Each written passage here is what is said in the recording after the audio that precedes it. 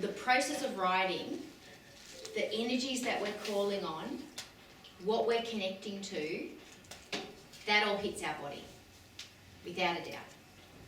And we become much more in touch with how it affects our body, depending on what we're writing. So we might just say we're talking about doing a download, like we were talking about before, of emotions, and we're in it, and it may be that the actual process of writing the download of information frees us up, and it's almost like a clearing because we've got it out. Yeah, that's a service purpose. Or it could be so we feel better after writing the download of perhaps perceived negative stuff. Okay. I do feel better when I've got it out. Yeah. So that can the irony that we're talking about, the irony. So then you come over here where you're channeling the higher vibrations, which can make you feel amazing. But if those higher vibrations are challenging parts of you that are ready to be healed, you can feel drained, you can feel tired, you can feel toxic because it's stirring up stuff in your body that you need to let go of. I went through this, oh my God, I went through this when I was writing the Everyday Lightworker Bible. I took 2 weeks off to write it, just go channel, bang. I took 2 weeks off work to just go, right, bang.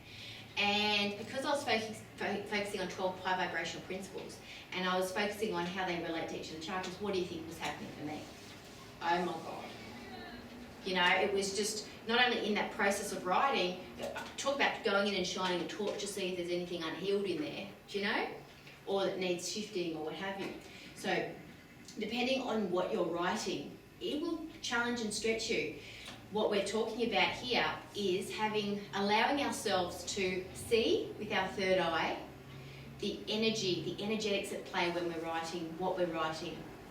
Like I said before, whatever we're writing, like the energy with which we're writing, that's going to come through, and that's going to come through to the reader.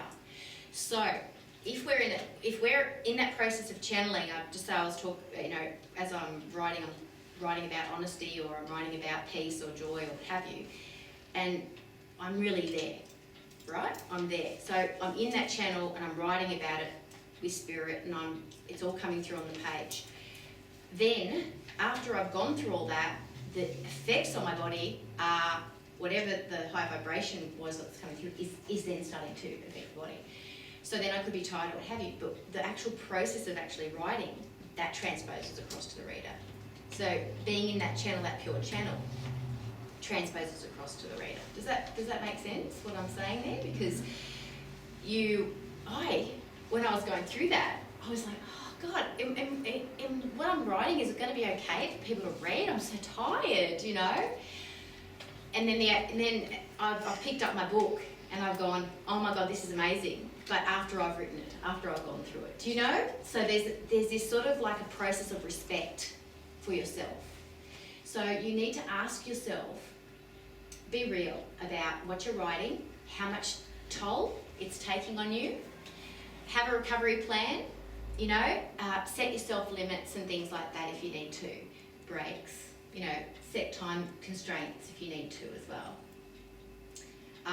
We will talk a bit more about, you know, those boundaries in a minute, but the main thing that I wanted to get across is that your third eye, when it's activated with your writing, is going to show you, when you write this is what you need to do for yourself. When you're writing that kind of thing, that's what you need to do for yourself.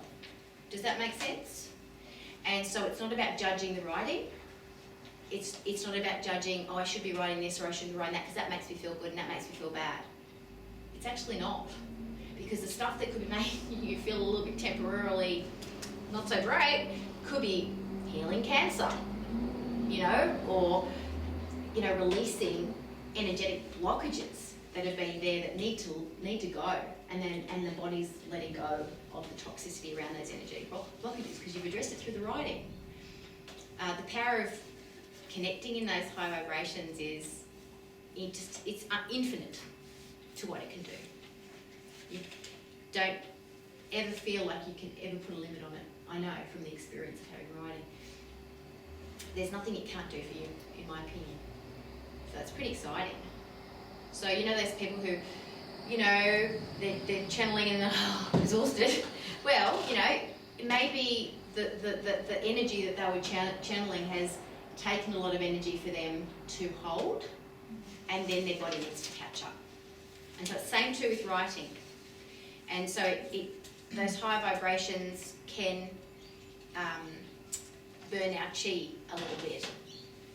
We need to, because our chi's busy healing whatever we need to heal in our body, and we need time to catch up. And so I have lots of respect for myself when I'm writing, you know, lots of respect. You know, if I need more rest, or if I only need can only do it a certain time, windows of time, all that kind of stuff. So let's take a moment. We'll just stop the tape.